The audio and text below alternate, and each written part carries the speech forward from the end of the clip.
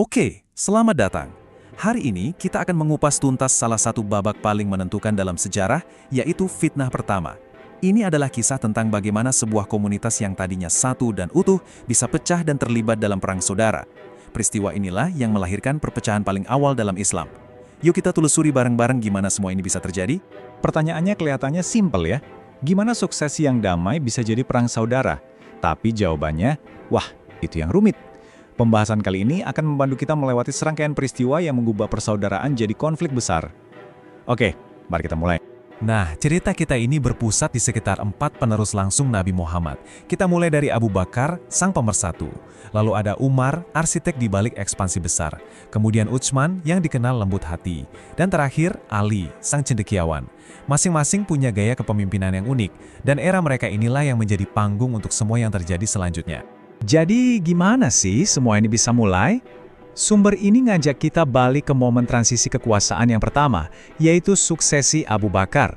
Dan momen ini digambarkan sebagai momen persatuan loh, bukan perpecahan. Jadi ceritanya gini, setelah Nabi wafat, para sahabat itu nggak pakai lama, mereka langsung berkumpul dan secara kolektif memilih Abu Bakar sebagai khalifah pertama.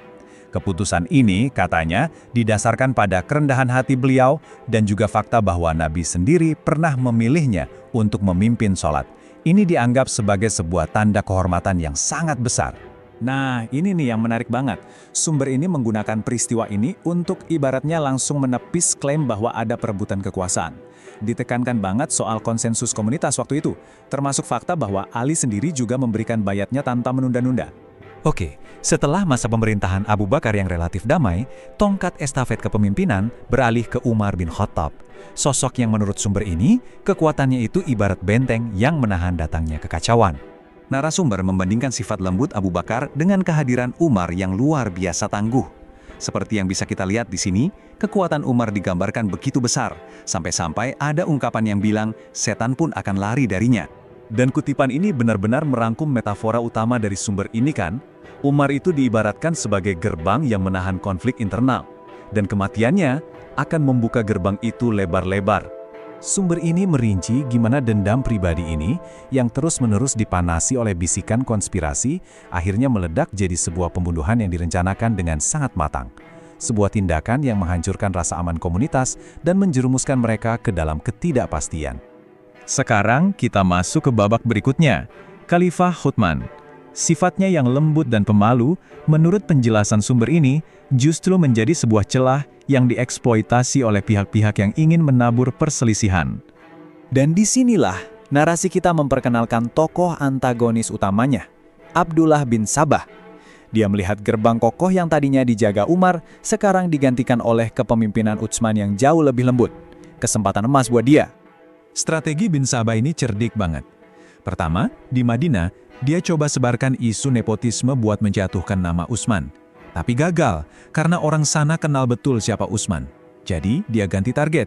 Dia menyasar para mualaf di provinsi-provinsi yang jauh, orang-orang yang belum begitu kenal para pemimpin dan, ya, lebih gampang termakan kebohongan. Dan propaganda itu berhasil. Para pemberontak datang dari provinsi-provinsi jauh, mereka berbaris menuju Madinah dan mengepung rumah khalifah. Tapi Utsman, yang sangat mengutamakan perdamaian, melarang siapapun untuk mengangkat senjata demi membelanya. Bahkan jika itu berarti mengorbankan nyawanya sendiri. Setelah pembunuhan Utsman, Ali terpilih jadi khalifah keempat. Tapi, negara yang diwarisinya sudah diambang kehancuran, diambang perang saudara. Disinilah terjadi benturan prioritas yang fundamental. Ali percaya bahwa yang paling penting adalah menstabilkan negara dulu, baru mencari keadilan. Sementara Muawiyah dan kerabat Utsman, mereka menuntut keadilan ditegakkan dulu, baru mereka mau menyatakan kesetiaan.